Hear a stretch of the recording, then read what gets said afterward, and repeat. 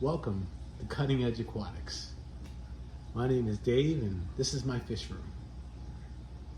I've been in this hobby for close to 50 years. And I'm here to tell you today about my aquariums and what I do to make them so enjoyable, to make them easy so you can enjoy this hobby. I am here to share with you my knowledge, my experiences with this hobby, because I wanted to share something in my life with others that will help them. So what we're actually seeing, my 125 gallon African cichlid aquarium. It's an Mbuna Aquarium. It's a natural aquarium. Now you're going to say, natural aquarium? What is that? I've heard of those. Maybe I've heard someone talk about natural aquariums before. What's a natural aquarium? There's a lot of different people out there talking about natural aquariums. Now, the one guy that truly knows what he's talking about his name is Father Fish. But his method has changed my life to make this hobby an amazing experience. Now you're gonna say, what? No, 50 years I've been doing this. I used to do water changes all the time. There's no way I can maintain a fish room and have to do that with my schedule. And trust me, I'll tell you about my schedule one day. But right now, let's talk about my aquarium. At least this one for right now.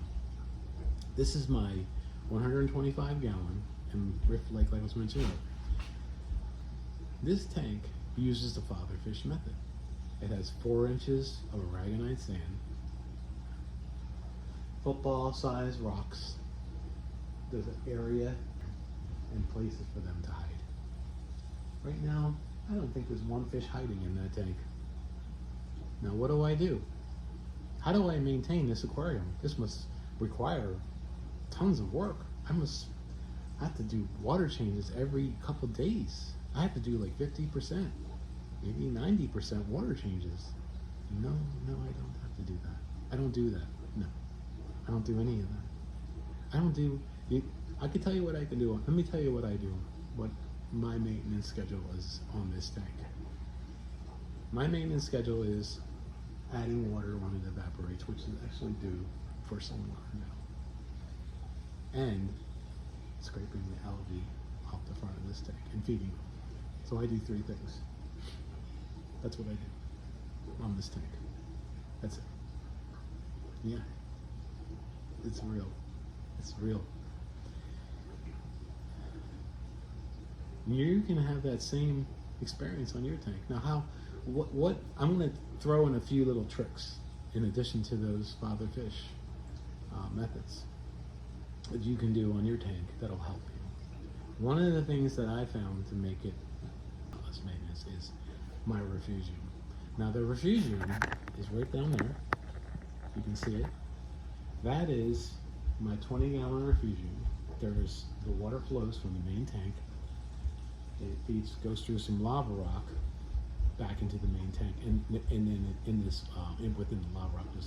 So in the main area there's some floating plants, some duckweed, and in the return area, or I should say in the middle area, it's pothos.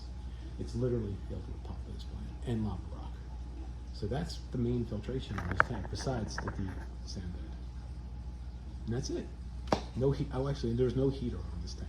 I don't heat my water. I had a heater. I had problems with it, so I took it out. And amazingly, the water stays at 78 to 80 degrees. Now, my basement is probably around 70 degrees. Why doesn't it go down? The heat from the return pump. It keeps the temperature fluctuating. Now, do you think the fish care? No, they don't care. Well, how do I know that? Because in nature, water temperatures can vary throughout the day. The sun comes up, the sun goes down, and there's night.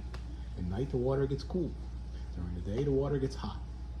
Guess what happens in my fish room? At night, it gets dark. There's no light. The pump constantly runs. Now, it probably gets a little cooler, and during the day, it warms up because the light goes on. and then that's it. Now, one part of this tank I did not mention is feeding. What do I do to feed these fish? Basically nothing. I run my lights for 18 hours a day. And you're gonna say, what? What do you mean 18? You must have like, tons of problems with your allergy. You're out of your mind. No. They eat it. The algae that grows on the sides, yeah, there's algae on the sides, no? I don't care. I don't look through the side of my tank. I look at the front of my tank. When there's algae on the front, I scrape it off. When there's algae on the rock, they eat it off.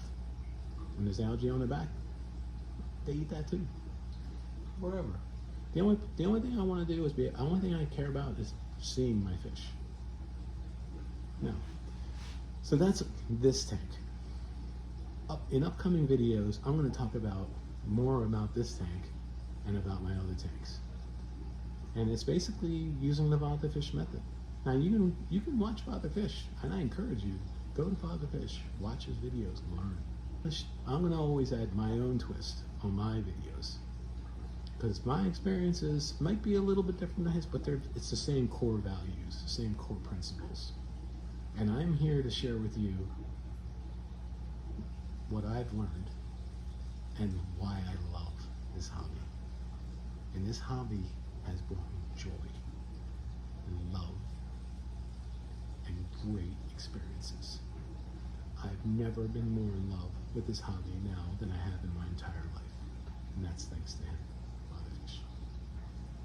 Thank you all for joining me today, and I'll see you on the next one.